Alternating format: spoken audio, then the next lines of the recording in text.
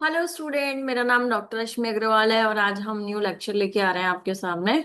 Topic का नाम है eigen value and eigen vector intuitions and applications. ठीक है, this is the most important topic exams में। C S I R, I I T JAM, CUET सब में ही इससे क्वेश्चंस पूछे जाते हैं। जितने भी सेंट्रल लेवल के क्वेश्चन अगर एग्जाम है, सब में इससे रिलेटेड क्वेश्चंस पूछे जाएंगे। इसके कुछ ऑब्जेक्टिव क्वेश्चंस भी बन सकते हैं, और अगर कोई भी स्टूडेंट कॉलेज एंड यूनिवर्सिटी का है तो इससे हमारे पास कुछ सब्जेक्टिव क्वेश्चंस भी आ सकते हैं। लीनियर अलजेब्रा का बहुत ही इंपॉर्टेंट टॉपिक है, तो इसको ध्यान से समझना है हमें, स्टेप बाय स्टेप किस तरीके से। और कुछ कंसेप्ट हमें पहले से पता होने चाहिए। ठीक है, तो वीडियो को स्टार्ट करते हैं कि eigen value and eigen vector होता क्या है। राइट। तो मैं बता देती हूँ आइगन वैल्यू के लिए हमें क्या करना है और आइगन वेक्टर के लिए हमें क्या करना है। एक सिंपल फॉर्म में बता देती हूँ। देखो, सबसे पहले हम बात करते हैं, स्टार्ट करते हैं वीडियो को। Basically eigen value and eigen vector होता क्या है ये हमें पता होना चाहिए। अगर ये हमें पता है तो हम इजीली निकाल सकते हैं। राइट। मैट्रिक्स अपने पढ़ी है कि मैट्रिक्स कैसे निकालते हैं, मैट्रिक्स को किस तरीके से डिनोट करते हैं। तो देखो, मान लो कि let A is equals to कोई मैट्रिक्स है आपके पास, और कंपोनेंट्स है A I J n cross n की मैट्रिक्स है। राइट। ये कौन सी मैट्रिक्स होती है? ये एक स्क्वायर मैट्रिक्स होती है, स्क्वायर मैट्रिक्स। राइट। तो स्क्वायर मैट्रिक्स होती है। अब हम क्या बोल रहे हैं कि स्क्वायर मैट्रिक्स जिसका ऑर्डर कितना है, ऑर्डर ऑफ एन। तो ऑफ ऑर्डर एन। राइट। तो हम एक homogeneous equations, system of homogeneous equation क्या होती है, हम यहाँ पे लिख सकते हैं। Consider consider consider the homogeneous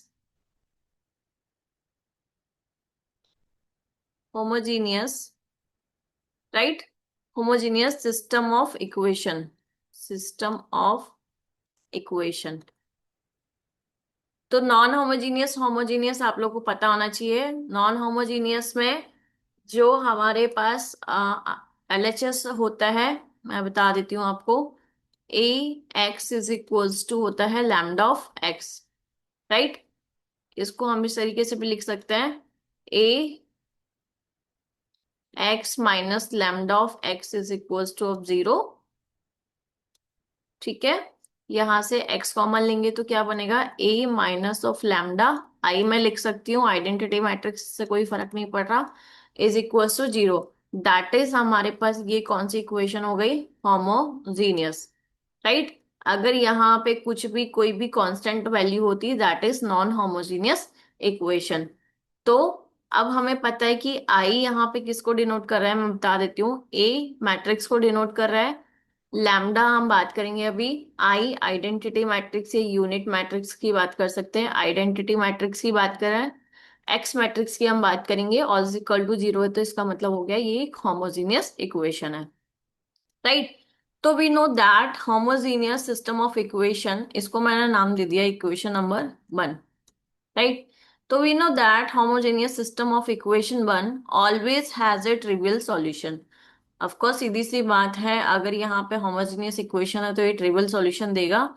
और our concern is find to value, हमें किसकी वैल्यू फाइंड करनी है, जिससे हम जिस जो हम देखना चाह रहे हैं, eigen value and eigen vector, कि हम क्या वैल्यू फाइंड आउट करें कि हमें आइगन वैल्यू मिल जाए और आइगन वेक्टर मिल जाए।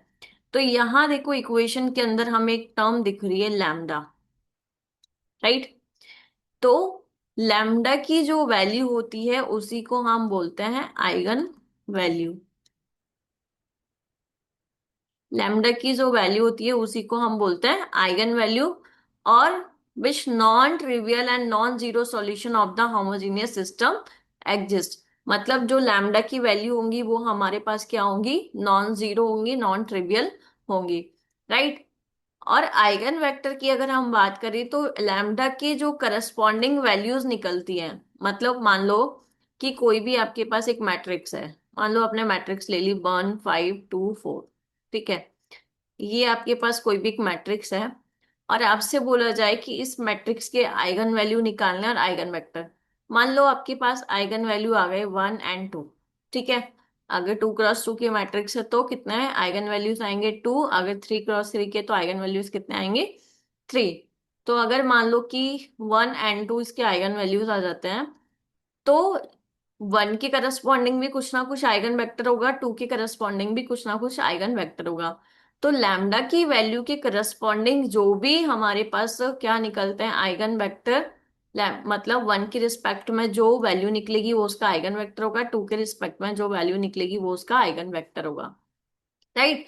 तो अभी हम बात करते हैं सबसे पहले आइगन वैल्यू के ऊपर। तो मैं एक बार इसकी फॉर्म देख लेती हूँ किस तरीके से इसको लिखा जाता है। तो a minus of lambda of I. Right, ये यहाँ पे ये लिखा हुआ है a माइनस लैम्डा ऑफ आई। ये होता क्या है, इसको किस तरीके से डिनोट करते हैं। तो देखो, मैट्रिक्स आप लोगों को पता है क्या होती है, A11 A12 so on A1n, A21 A22 A2n। Right. an1 an2 so on ann। मान लो ये आपके पास कोई भी ए मैट्रिक्स है। ठीक है, इसको मैं बोल दी कि ए मैट्रिक्स है। माइनस क्या करना है हमें, माइनस करना है हमें यहाँ पे, माइनस हमें करना है लैम्डा ऑफ आई। लैम्डा का मतलब क्या हो गया, लैम्डा तो एज इट इज रहेगा। आई का मतलब अब 3x3 की है तो हम क्या बोल रहे हैं, इसके लिए उसके करस्पॉन्डिंग जो आइडेंटिटी मैट्रिक्स होगी वो क्या होगी, 0 1 0 0 0 1। इसको सब्ट्रैक्ट करोगे तो यहाँ पे जो वैल्यू बनेगी, ये क्या बनेगी, A11 minus of lambda A12 so on A1n A22 A21 sorry A22 minus of lambda A2n so on AN1 AN2 so on ANn minus of lambda. Right. तो ये हमारे पास इस तरीके से, इसको जब हम सॉल्व करेंगे तो ये वैल्यू बनेगी कि डायगोनल के जो एलिमेंट होते हैं उसमें से लैम्डा क्या हो जाएगा, सब्ट्रैक्ट हो जाएगा।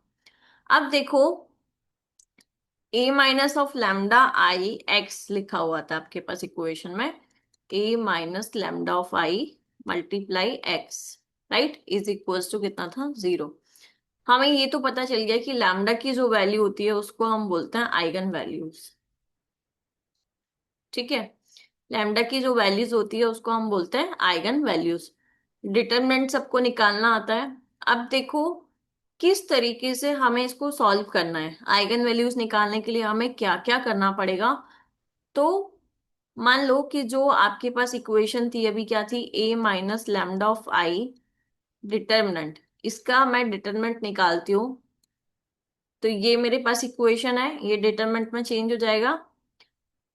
कितना बनेगा यहाँ पे, अगर मैं इसका डिटरमिनेंट लिखूंगी तो यहाँ पे बनेगा A11 minus of lambda A12 so on A1n A21 A22 minus of lambda A2n so on AN1 AN2 so on ANn minus of lambda. Right.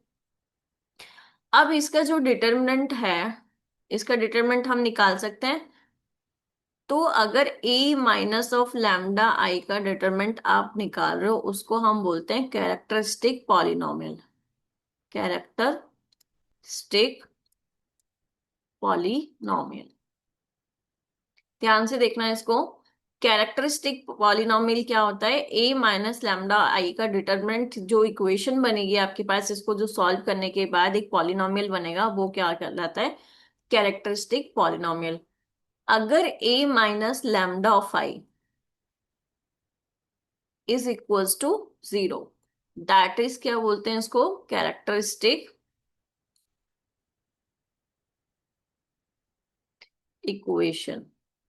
ठीक है। तो कैरेक्टरिस्टिक इक्वेशन, कैरेक्टरिस्टिक पॉलिनोमियल में क्या डिफरेंस है, ए माइनस लैम्डा आई का determinant जिसको हम solve करेंगे तो एक पॉलिनोमियल मिलेगा, वो होती है कैरेक्टरिस्टिक पॉलिनोमियल। और उसके इक्वल में अगर हम 0 लेते हैं तो दैट इज कैरेक्टरिस्टिक इक्वेशन। तो जो कैरेक्टरिस्टिक इक्वेशन को आप जब सॉल्व करोगे इज इक्वल टू जीरो करके, तो लैम्डा की आपके पास कुछ वैल्यूज निकलेंगी। लैम्डा की जो भी वैल्यूज, मान लो आपके पास 1 1 2 निकल गई, या 1 2 3, डिफरेंट भी हो सकती है, सेम भी हो सकती है, रिपीटेड भी हो सकती है, डिफरेंट भी हो सकती है। तो लैम्डा की जो वैल्यू निकलती है उसको हम बोलते हैं क्या? Eigen values. समझ में आया सबको आइगन वैल्यू क्या होता है? कैरेक्टरिस्टिक इक्वेशन हमें निकालनी है, और उस कैरेक्टरिस्टिक इक्वेशन को जब हम सॉल्व करेंगे तो वहां से हमें लैम्डा की कुछ वैल्यूज मिलेंगी, और उस वैल्यूज को हम क्या बोलते हैं? Eigen values. ठीक है, कुछ नोट देख लेते हैं इसके। मैं यहाँ लिख देती हूँ साइड में। First, we are considering, we are consider we are considering a homogeneous system of equation, system of equation. Note है ये यहाँ पे इम्पोर्टेंट। सिस्टम ऑफ इक्वेशन क्या थी हमारे पास? A X is equals to lambda of x.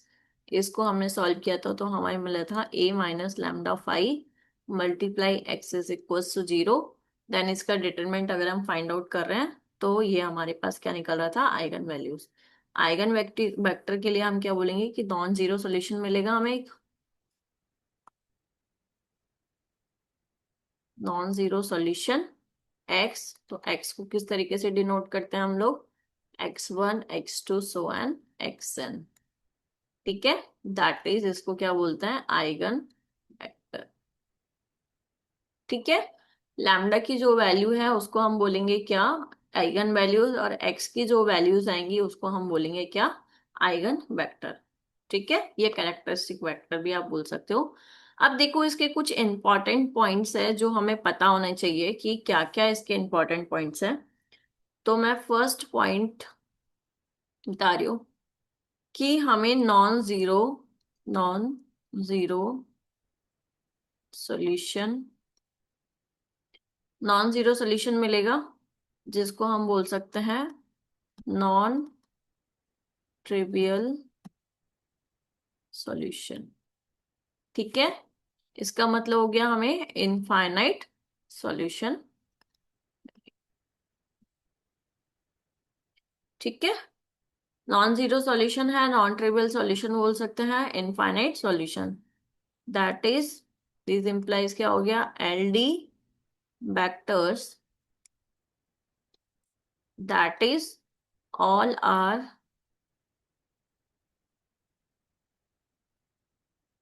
equivalent statement। ठीक है, फर्स्ट पॉइंट हमें समझ में आ गया। नॉन जीरो सॉल्यूशन मिलेगा, नॉन जीरो सॉल्यूशन होगा तो उसको नॉन जीरो ट्रिवियल सॉल्यूशन भी बोल सकते हैं, नॉन ट्रिवियल, और इसका मतलब हो गया इनफाइनाइट सॉल्यूशन मिलेंगे हमें। LD vector that is all are equivalent statement. ठीक है, second point, if two eigen value if two eigen value if two eigenvalues are same, if two eigenvalues are same and there is only one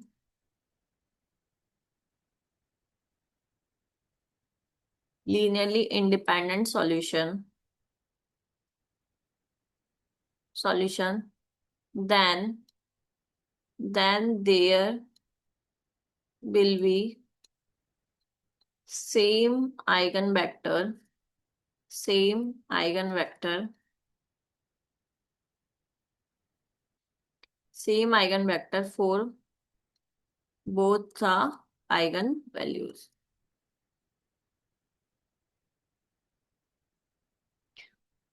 simple सी बात है, अगर किसी भी दो eigen value हमारे पास सेम है, there is only one linearly independent.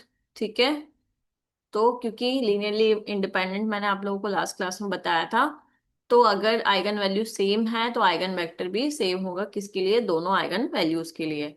Next point is, if two eigenvalues are same, if two eigenvalues, if two eigenvalues are same, but but there is no, but there is two linearly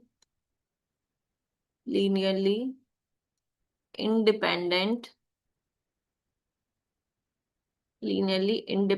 solution,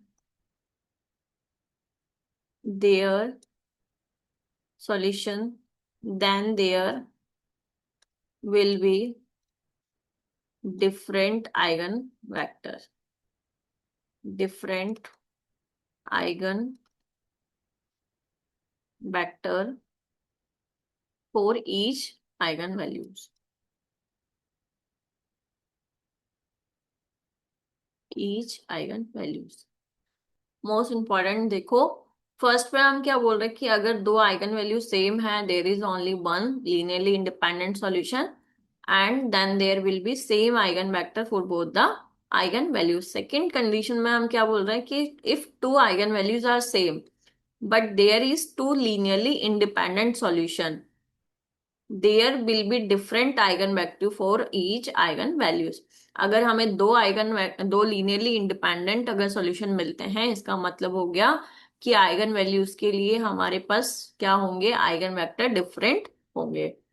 next is fourth point, important है, जो roots निकलते हैं, क्या roots किसके निकलते हैं, lambda के। Lambda हमने क्या बोला, आइगन वैल्यू को। तो roots of characteristic equations are known as eigen value and जो कैरेक्टरिस्टिक वैल्यूज होती है उनको हम क्या बोलते हैं, आइगन वेक्टर। ठीक है, तो मैं यहाँ पे सिंपल से लिख देती हूँ, of roots of characteristic equation are known as, यहाँ पे मैं डैश लगा के लिख रही हूँ, eigen values.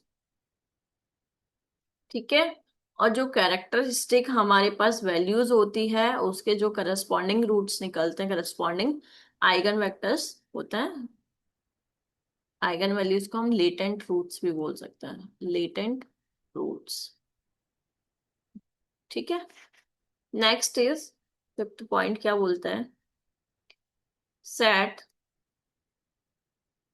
Set eigen vector, eigen vector corresponding, eigen vector corresponding to different eigen values, to different eigen values of Li। ठीक है, इसका मतलब हो गया set consisting eigen vector corresponding to different eigen values of Li।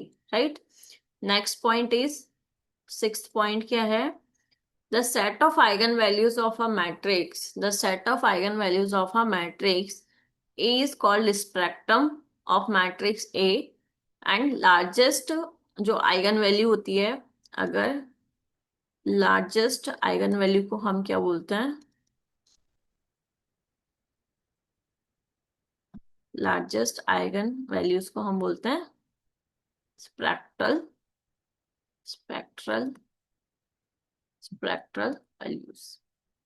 ठीक है, ये पता होना चाहिए कि जो matrix eigen values of the matrix is called the spectrum और लार्जेस्ट आइगन वैल्यू को हम बोलते हैं स्पेक्ट्रल वैल्यूज। ठीक है, अब देखो इसमें बहुत ही इंपॉर्टेंट हमें पता होना चाहिए, बहुत ही इंपॉर्टेंट है और ये हमें डायगोनलाइजेबल में भी हमें पढ़ना पड़ेगा। तो मैं थोड़ा सा डिस्कस कर लेती हूँ यहाँ पे, algebraic, algebraic and symmetrical, symmetric multiplicity, multiplicity city algebraic and geometric multiplicity क्या होता है?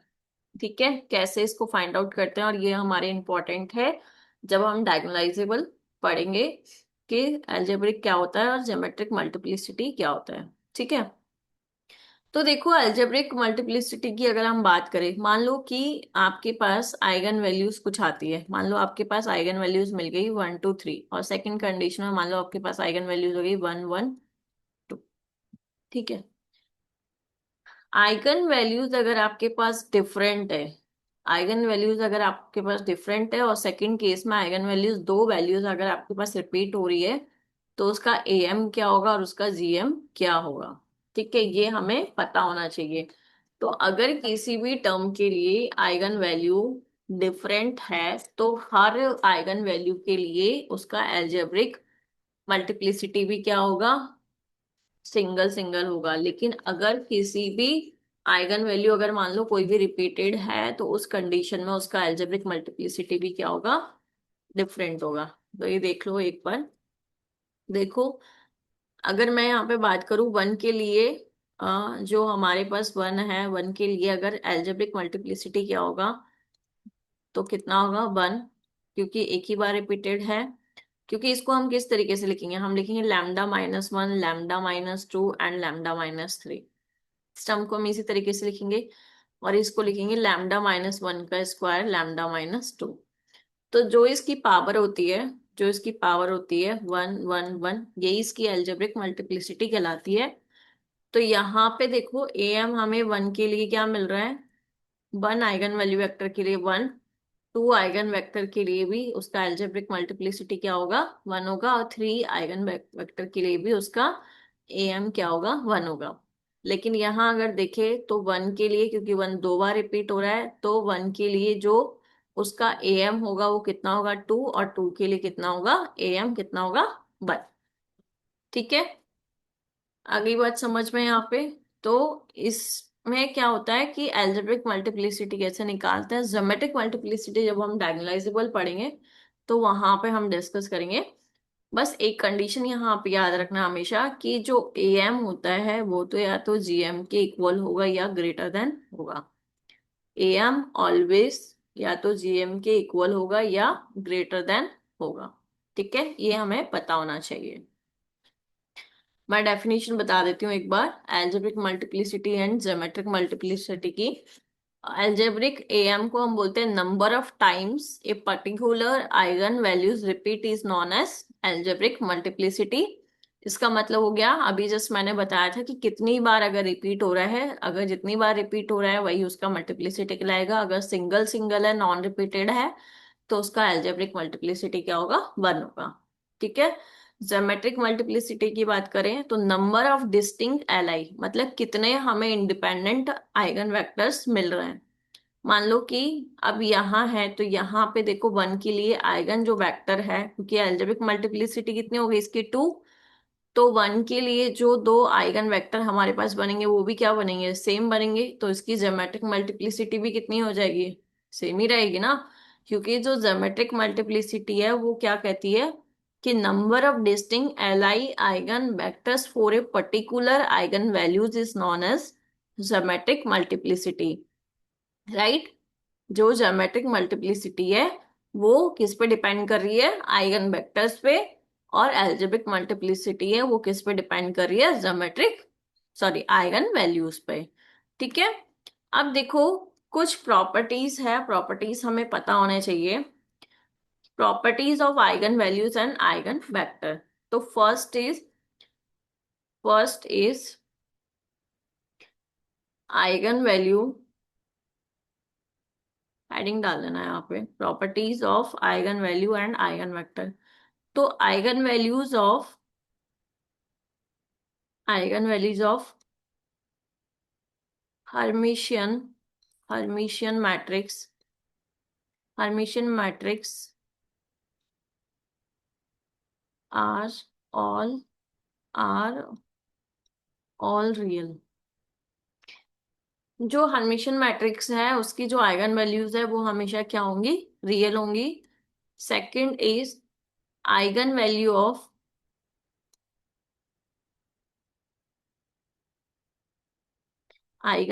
Of skew Hermitian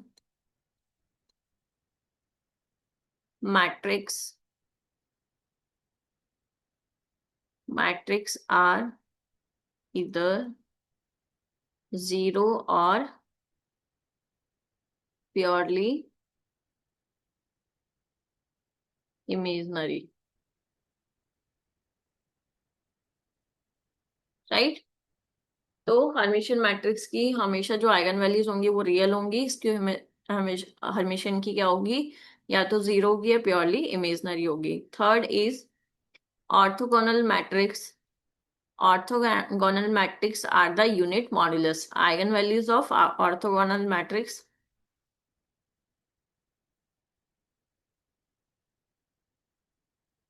eigen values of orthogonal matrix are of unit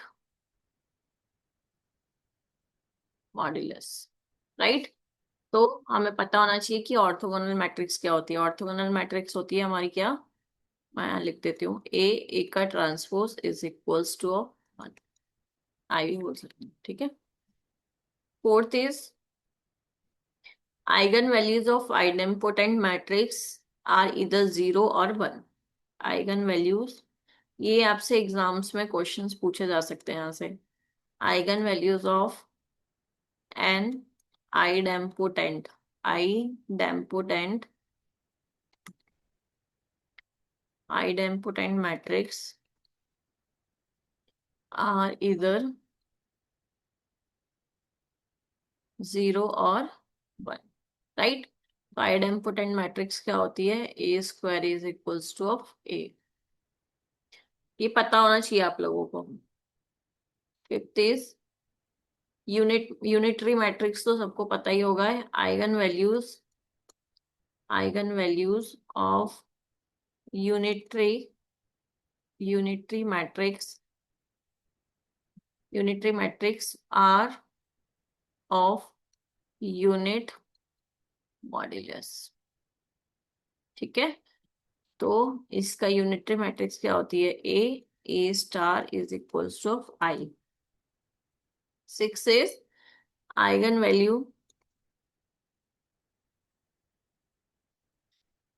value of an involutory matrix.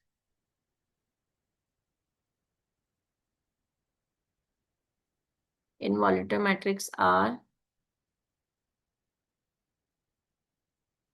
इधर प्लस वन और माइनस वन, ठीक है। Involutory matrix क्या होती है हमारी, A square is equals to of I. तो ये कुछ इंपॉर्टेंट पॉइंट्स है, इसके कुछ प्रॉपर्टीज है। हर्मिशियन मैट्रिक्स अगर होगी तो उसकी जो आइगन वैल्यूज होगी वो रियल होगी, इसकी हर्मिशियन की होगी जीरो या प्योरली इमेजनरी। ऑर्थोगोनल मैट्रिक्स की यूनिट मॉड्यूलस होगी, और आइडेम्पोटेंट मैट्रिक्स की इधर zero and one.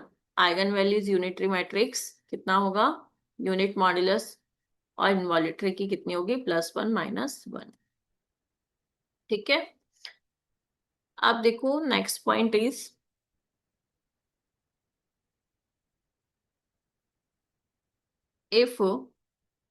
if lambda is an eigenvalue, lambda is eigenvalue of a matrix, ठीक है, then lambda inverse is an eigenvalue of inverse. भाई अगर ए मैट्रिक्स की आइगन वैल्यू लैम्डा है तो इनवर्स की क्या होगी, lambda inverse. Second is if lambda 1 lambda 2 so and lambda n are eigenvalue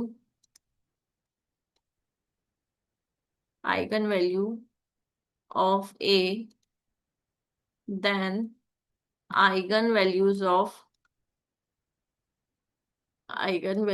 of a inverse क्या होगी, 1/λ1, 1/λ2, 1/λ3, सो एन 1/λn। ठीक है, यहाँ हम बोल सकते हैं determinant A not equal to 0। अब देखो नेक्स्ट पॉइंट है हमारे पास कि eigen value of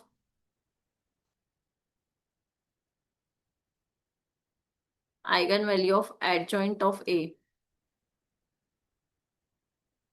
eigen value of adjoint of A कैसे निकालते हैं, determinant of A upon lambda. Determinant of A हमें पता है, लैम्डा की वैल्यूज हम निकाल सकते हैं, तो उससे एडजॉइंट ऑफ ए इजीली हमारा निकल जाएगा।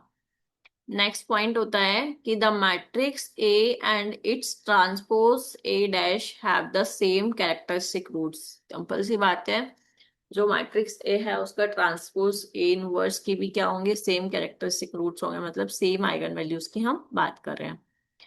ठीक है, अगर आपके पास ए स्क्वायर है तो उसके लिए आइगन वैल्यूज क्या हो जाएगी, λ1 square, λ2 square, so on λn square. अगर ए क्यूब है तो क्यूब वाली फॉर्म में आपके पास आइगन वैल्यूज होंगी। अब देखो कुछ इंपॉर्टेंट आपके लिए थ्योरम है, और ये थ्योरम बहुत ही इंपॉर्टेंट है। ठीक है, तो थ्योरम मैं थोड़ा सा डिटेल में जा रही हूँ। प्रोडक्ट ऑफ प्रोडक्ट ऑफ कभी कभी स्टेटमेंट भी आपसे पूछ लेते हैं यहाँ पे। Product of eigen values of a matrix is equal to determinant. इसका हम प्रूफ भी देखेंगे एक बार। Determinant of the matrix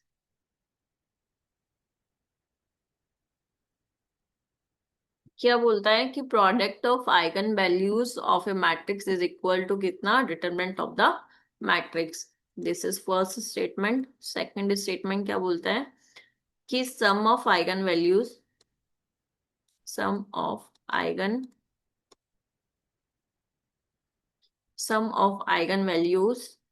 of a matrix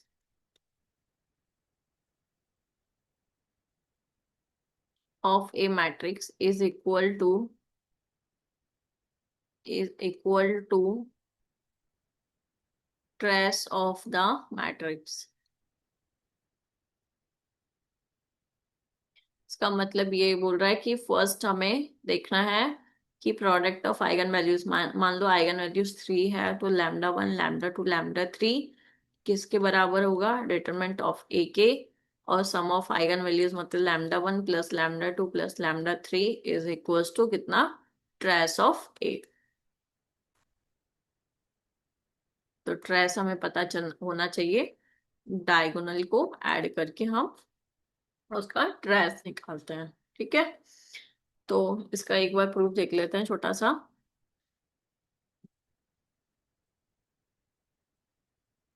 एक 3 क्रॉस 3 की कोई भी मैं मैट्रिक्स ले रही हूँ, यहाँ पे A is equals to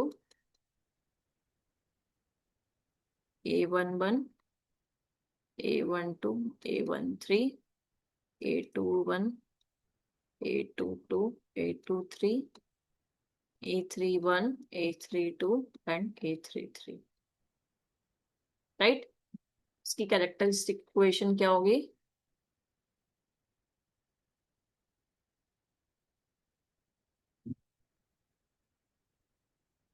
determinant of A minus lambda of I is equals to 0। तो मैं यहाँ डायरेक्ट सिंपल सीधा लिख रही हूँ, A11 minus lambda, A12, A13, A21, A22 minus lambda, A23, A31, A31, A32 and A33 minus of lambda is equals to कितना हो गया, 0। ठीक है, तो ये हमारे पास क्या हो गया इसके। अब इस इक्वेशन को अगर हम सॉल्व करेंगे, तो इस इक्वेशन को सॉल्व करोगे तो क्या बनेगा, देखो एक इक्वेशन बनेगी हमारे पास क्या, डिटरमिनेंट सबको निकालना आता है, lambda cube minus A11 plus A22 A22 plus A33, ठीक है, lambda square plus of lambda minus determinant of A is equals to 0, ठीक है, राइट। ये है हमारे पास, इसको हम मान रहे हैं equation number 1। So that λ1 λ2 λ3 are the roots, क्या है, इक्वेशन 1 के रूट्स होंगे जो इसकी क्या होंगी, आइगन वैल्यूज। अब देखो, हमको पता है ये चीज कि प्रोडक्ट ऑफ द रूट्स क्या होता है। मान लो आपके पास एक इक्वेशन है, यहाँ पे मैं लिख देती हूँ, इक्वेशन है ax³ plus bx² plus cx+d, right. ये मान लो आपके पास इक्वेशन है। तो इस इक्वेशन का अगर मैं प्रोडक्ट देखती हूँ, product of roots,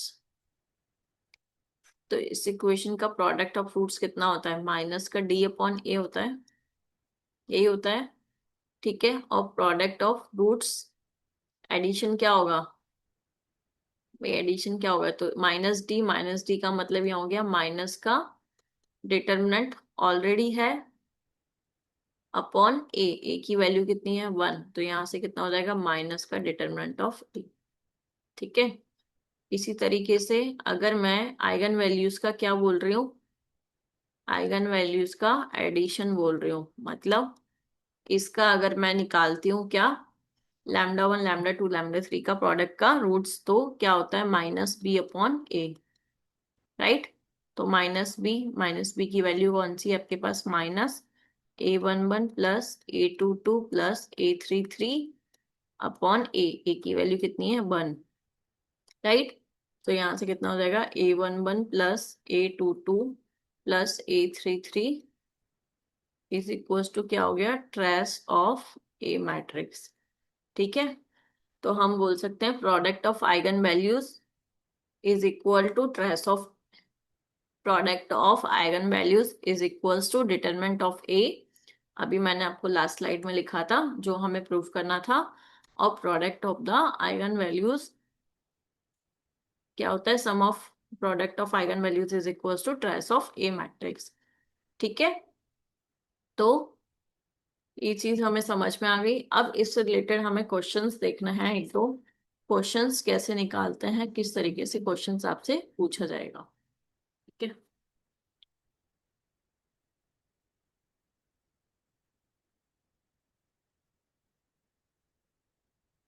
eigen values and eigen value के ऊपर मैं एक दो क्वेश्चंस आपसे डिस्कस कर रही हूँ, एक 2x2 मैट्रिक्स का, एक 3x3 मैट्रिक्स का।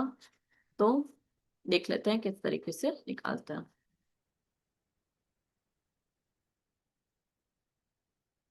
फर्स्ट क्वेश्चन इज, मैं 3x3 का ही निकाल देती हूँ डायरेक्ट, या तो A इज इक्वल्स टू 4 1 3 2, ये एक 2x2 मैट्रिक्स है, ठीक है। और आपसे पूछा जा रहा है क्वेश्चन में कि find the eigen values and eigen vector, ठीक है। तो आइगन वैल्यूज के लिए सबसे पहले क्या लिखेंगे हम, कैरेक्टरिस्टिक पॉलिनोमियल लैम्डा आई का डिटरमिनेंट इज इक्वल्स टू कितना बनेगा, मैं डायरेक्ट लिख रही हूँ 4 - λ1 3 2 - λ, राइट। इसको सॉल्व करोगे तो क्या बनेगा, 4 - λ मल्टीप्लाई ऑफ 2 - λ माइनस का 3 इज इक्वल्स टू 0। सॉल्व कर लो इसको, कितना बनेगा, 8 - 4 λ एंड माइनस का 2 λ कितना हो गया, 6 λ प्लस का λ² माइनस का 3 is equals to 0, λ² minus 6 λ plus का 5 इज इक्वल्स टू 0। यहाँ से लैम्डा की जो वैल्यू आएगी वो इसके फैक्टर्स अगर करते हो तो फैक्टर्स क्या बनेंगे, -5 λ माइनस का लैम्डा प्लस का 5। तो यहाँ से फैक्टर क्या बन गया, λ -5 - 1 λ-5 इज इक्वल्स टू 0। तो लैम्डा की एक वैल्यू मिल गई 1 और दूसरी वैल्यू मिल गई 5। तो लैम्डा की वैल्यू 1 और 5, ये दीज आर द क्या हो गए, ये हो गए हमारे पास आइगन वैल्यूज। ठीक है, अब इन आइगन वैल्यूज के करस्पॉन्डिंग हमें क्या निकालना है, आइगन वेक्टर्स निकालना है। तो यहाँ लिखते हैं केस 1, आपको इस तरीके से सॉल्व करना है। लैम्डा इज इक्वल टू 1 के करस्पॉन्डिंग आइगन वेक्टर क्या होगा। तो इक्वेशन क्या होती है, a minus lambda of I multiply X is equals to 0। A का मतलब जो आपके पास मैट्रिक्स गिवन है, लैम्डा आपके पास किसके करस्पॉन्डिंग निकाल रहे हो, 1। आई का मतलब आइडेंटिटी मैट्रिक्स, और एक्स का मतलब देखते हैं। ए कितना है आपके पास, 4 1 3 2, माइनस लैम्डा, लैम्डा की वैल्यू कितनी है 1, तो कोई फर्क नहीं पड़ेगा, आइडेंटिटी मैट्रिक्स को 1 से मल्टीप्लाई करोगे। ठीक है, इस तरीके से लिख दो चाहे इसमें। और x का मतलब हो गया 2 × 2 किया तो x1 x2 is equals to 0 और 0। सिंप्लीफाई करोगे तो कितनी वैल्यू आएगी यहाँ से, 4 में से 3 गया तो कितना बच गया, 3 1 3 एंड 2 - 1 कितना हो गया, 1। ये हो गया x1 and x2 is equals to 0 और 0। राइट, अब देखो यहाँ पे रो ट्रांसफॉर्म लग रहा है, R2 - R1। एक मैट्रिक्स क्या बन रही है, 3 1 0 एंड 0। यहाँ हो जाएगा x1 and x2 is equals to 0 और 0। राइट, तो यहाँ से एक इक्वेशन क्या बन रही है, 3x1 + x2 is equals to 0। ठीक है, और सेकंड क्या बन रही है, x2 is equals to k मान लो या 1 मान लो, x1 इज इक्वल्स टू मान लो मैंने k मान लो। ठीक है, तो x1 की वैल्यू तो मेरे पास क्या है k, तो इससे वैल्यू रखोगे तो यहाँ से x2 की वैल्यू कितनी आ जाएगी, -3k। ठीक है, हमने स्टार्टिंग में ही बोला था कि नॉन जीरो सॉल्यूशंस हमें मिलते हैं, तो इस किस तरीके से इसको लिखते हैं हम, आइगन वेक्टर को हम डिनोट करते हैं x1 and x2, लिखेंगे कैसे, k को बाहर निकाल दो, और x1 की वैल्यू कितनी है 1 और x2 की वैल्यू कितनी है -3। तो डेल्टा ऑफ 1 के करस्पॉन्डिंग जो आइगन वेक्टर आए हैं वो हमारे पास कितना है, 1 and -3। अब देखो सेकंड वैल्यू हमारे पास क्या थी, सेकंड वैल्यू थी आइगन वैल्यूज 5, तो 5 के करस्पॉन्डिंग हमें निकालना है क्या, आइगन वेक्टर। तो इक्वेशन क्या बनेगी, a माइनस लैम्डा की वैल्यू कितनी है 5i multiply x is equals to 0। a की वैल्यू देख लेते हैं कितनी है, a की वैल्यू 4132।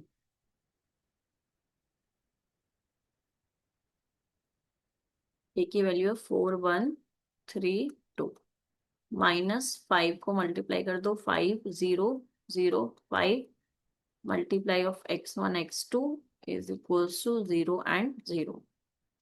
सिंप्लीफाई कर लो इसको, कितना बनेगा, -1 1 3 एंड यहाँ से बनेगा -3। ये कितना हो गया, x1 and x2 is equals to 0 और 0। ठीक है, वही आपको क्या करना है, इसको सिंप्लीफाई करना है। सिंप्लीफाई करोगे तो क्या बनेगा आपके पास, सेम वही है, सॉल्व कर लेना, सॉल्व करके जो भी x1 और x2 की जो वैल्यू आएगी वो उसके पास क्या होगा, इसका आइगन वेक्टर होगा। ठीक है, अब मैं एक इम्पॉर्टेंट 3 × 3 के मैट्रिक्स पे बात करती हूँ, बहुत ही इंपॉर्टेंट है क्योंकि मोस्टली जो क्वेश्चन पूछे जाएंगे वो आपसे 3 × 3 की मैट्रिक्स से पूछे जाएंगे। तो क्वेश्चंस है, find the eigen value and eigen vector. देखो इक्वेशंस को आप सॉल्व कर लेना, मैं आपको क्वेश्चंस किस तरीके से पूछा जाता है वो बता रही हूँ। 8 - 6 2 -6 7 -4 2 -4 एंड 3। ठीक है, और आपसे पूछा जा रहा है find the eigen value and eigen vector. तो a minus lambda of I का determinant is equals to 0, characteristic equation निकालनी है। तो यहाँ से सॉल्व कर लो इसको, मैं डायरेक्ट वैल्यू रख रही हूँ। क्या बनेगा आपके पास, बनेगा 8 - लैम्डा -6 2 -6 7 लैम्डा -4 2 -4 एंड 3 लैम्डा। इसको सिंप्लीफाई करोगे, इसका डिटरमिनेंट मैं डायरेक्ट लिख देती हूँ यहाँ, तो ये आप सॉल्व कर लीजिए। सॉल्व करने का तरीका मैंने बताया था, 8 - लैम्डा, 7 - लैम्डा -4 -4 3 - लैम्डा लिख देती हूँ मैं। माइनस माइनस हो गया प्लस, यहाँ से बनेगा -6 -4 2 3 - लैम्डा +2, यहाँ से बनेगा -6 -4 2 और 3 - लैम्डा। इसको जब आप सिंप्लीफाई करोगे तो आपके पास इक्वेशन बनेगी कुछ इस तरीके की, -का लैम्डा क्यूब +का 18 लैम्डा स्क्वायर -का 45 लैम्डा इज इक्वल्स टू 0। ठीक है, तो हमें पता है इसका जो कांस्टेंट वैल्यू है वो क्या है, 0 है। इसको सॉल्व कर लो और माइनस को भेज दो एंड लैम्डा कॉमन ले लो, तो क्या बनेगा, लैम्डा स्क्वायर -का 18 लैम्डा +का 45 इज इक्वल्स टू 0। तो एक फैक्टर तो बन गया इसका 0, एंड दूसरा इस फैक्टर को सॉल्व करोगे तो क्या बनेगा, लैम्डा स्क्वायर -15 लैम्डा -3 लैम्डा +का 45 is equals to 0। Lambda -15 -3 lambda -15 is equals to 0। Lambda की एक वैल्यू मिल गई 3 और एक मिल गई 15। तो यहाँ से हम बोल सकते हैं कि लैम्डा की वैल्यू हमें कौन कौन सी मिल गई, 0 3 एंड 15। तो तीनों के करस्पॉन्डिंग हमें क्या निकालने, आइगन वेक्टर निकालने। तो लैम्डा इज इक्वल टू 0 के करस्पॉन्डिंग आइगन वेक्टर, तो इक्वेशन क्या हो जाएगी, case 1 lambda is equal to 0 के करस्पॉन्डिंग निकाल रहे हैं, तो A - लैम्डा ऑफ I होता है मल्टीप्लाई ऑफ क्या होता है, x इज इक्वल टू 0, तो ये हो जाएगा AX is equal to 0। Right, तो यहाँ पे टर्म्स क्या है हमारे पास, 8 -6 2 -6 7 -4 2 -4 and 3 and x1 x2 and x3 is equals to क्या हो जाएगा, 0 0 0। ठीक है, अब इस तरीके की इक्वेशंस को किस तरीके से सॉल्व करते हैं वो देख लो, बहुत ही इजी तरीका है। जिस जिसकी वैल्यू निकालनी है उसको इस तरीके से लिख दो, x1 x2 एंड x3। ठीक है, अपॉन सेकेंड टर्म के साथ हमेशा क्या आता है, नेगेटिव साइन आएगा। अब देखो, x1 की बात कर रहे हैं तो x1 के नीचे जो वैल्यू आएगी वो कितनी आएगी, 7 -4 एंड 3। आप लास्ट स्लाइड से देख लेना चाहे, जिसकी वैल्यू निकाल रहे हो उस रो को आपको छोड़ना है। ठीक है, x2 की वैल्यू बनेगी -6 -4 2 एंड 3 एंड इसकी वैल्यू बनेगी, और ये सारे क्या होंगे, equal, -6 7 2 and -4 is equals to k। हम कोई टर्म मान लेते हैं, सिंप्लीफाई कर लो इसको, x1 7 3 का कितना होता है, 21, और ये हो जाएगा 4 16 -का 16, तो ये बचेगा 5 यहाँ पे, माइनस का x2 6 3 का कितना होता है, 18, तो ये हो गया -का 18, और ये हो गया +का 8, तो -का 10 बचेगा यहाँ से, इज इक्वल्स टू x3। ये हो गया +का 24 -का 14, मतलब वापस 10 is equals to k। Minus से माइनस कैंसिल हो गया, 5 से इसको कैंसिल कर लो, तो x1 is equals to 1, x2 is equals to 2 and x3 is equals to 2 is equals to k। तो इसका आइगन वेक्टर क्या हो गया, x1 x2 and x3। Eigen vector क्या हो गया इसका, 1 2 एंड 2। ठीक है, ये किसके करस्पॉन्डिंग निकाला है हमने, लैम्डा इज इक्वल्स टू 0 के करस्पॉन्डिंग। इसी तरीके से लैम्डा इज इक्वल्स टू 3 की करस्पॉन्डिंग निकालना और 15 की करस्पॉन्डिंग निकालना है। राइट, तो 3 की करस्पॉन्डिंग जब आप निकालोगे तो इक्वेशन क्या बनेगी, A - 3I multiply x is equals to 0। A में से सब्ट्रैक्ट कर दो इसको लास्ट इक्वेशन से, तो मैं यहाँ लिख रही हूँ आपको, क्या बनेगी, 5 -6 2 -6 4 -4 2 -4 0 multiply of x1 x2 x3 is equals to 0 0 0। Right, अब इसको सॉल्व कर लो, यहाँ से सॉल्व करोगे तो क्या बनेगा आपके पास, वही तरीका है, x1 -x2 x3 is equals to and upon में ये, जिस का टर्म निकालना है उसको छोड़ दो, बाकी टर्म्स लिख दो। 4 माइनस 4 0, x2 के करस्पॉन्डिंग आएगा -6 -4 2 एंड 0, -6 4 2 एंड -4। इसको सिंप्लीफाई करोगे इज इक्वल्स टू k, तो यहाँ बनेगा x1 अपॉन 0, ये हो गया प्लस का माइनस का 16, माइनस का x2, ये हो गया 0, और ये हो गया प्लस का 8, ये हो गया x3 अपॉन 24 एंड माइनस का 8 कितना हो गया, 24 एंड माइनस का 8 हो गया 16। तो यहाँ से सॉल्व करोगे तो कितना आएगा ये,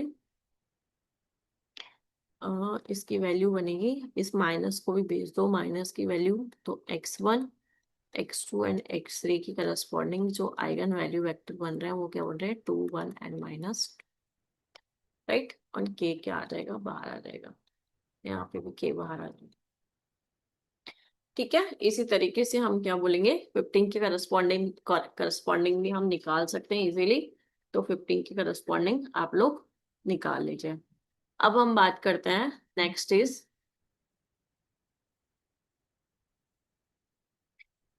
इज इंट्यूशंस, मतलब eigen value and eigen vector की क्या क्या एप्लीकेशंस है और इंट्यूशंस क्या क्या है। तो इंट्यूशंस देख लो कि मान लो आइगन वेक्टर्स की हम बात कर रहे हैं, तो इमेजिन एक कोई मैट्रिक्स है, एक मैट्रिक्स रिप्रेजेंटिंग एक लीनियर ट्रांसफॉर्म, मतलब लीनियर ट्रांसफॉर्म फॉर्म में हमें एक मैट्रिक्स को रिप्रेजेंट करना है, such as rotations and scaling. ठीक है, समझ में आ रहा है कि इमेजिन कोई भी एक मैट्रिक्स है, उस मैट्रिक्स को रिप्रेजेंट करो एक लीनियर ट्रांसफॉर्मेशन। लीनियर ट्रांसफॉर्मेशन मैंने कल ही बताया था कि किस तरीके से लिखा जाता है किसी भी मैट्रिक्स का, such as rotations and scaling. An eigenvector is the vector that when extended upon by the matrix doesn't change its directions, मतलब उसकी डायरेक्शंस चेंज नहीं होगी, इट सिंपली स्क्रैचेस और compresses along with original line. मतलब कहने का मतलब हो गया कि कोई भी अगर हम लीनियर ट्रांसफॉर्मेशंस लिख रहे हैं किसी भी मैट्रिक्स का और उस पर रोटेटिंग एंड स्केलिंग अगर हम कर रहे हैं, तो आइगन वेक्टर जो है उसका डायरेक्शन चेंज नहीं होगा, उसका सिंपली क्या होगा, scratches and compresses along with original line के अकॉर्डिंग कंप्रेसेस और स्क्रैचेस होगा। ठीक है, एंड इसके एप्लीकेशन है eigen value and eigen vector बहुत जगह हमारा काम आते हैं। इसके कुछ कुछ बहुत मोस्ट इंपॉर्टेंट एप्लीकेशन है, डेटा जैसे data science and machine learning में भी हम आइगन वैल्यूज आइगन वेक्टर का देखते हैं, इमेज प्रोसेसिंग में भी ये बहुत ही इंपॉर्टेंट है, राइट। और क्वांटम मैकेनिक्स में भी ये बहुत इंपॉर्टेंट है, स्टेबिलिटी एनालिसिस भी हम निकालते हैं आइगन वैल्यूज के थ्रू। ठीक है, तो ये कुछ इसके एप्लीकेशंस है और ये कुछ इसके इंट्यूशंस है। तो बेसिकली हमें eigen values and eigen vectors का पता होना चाहिए, किसी को भी अगर प्रॉब्लम है तो आप मुझसे डिस्कस कर सकते हो। Thank you guys.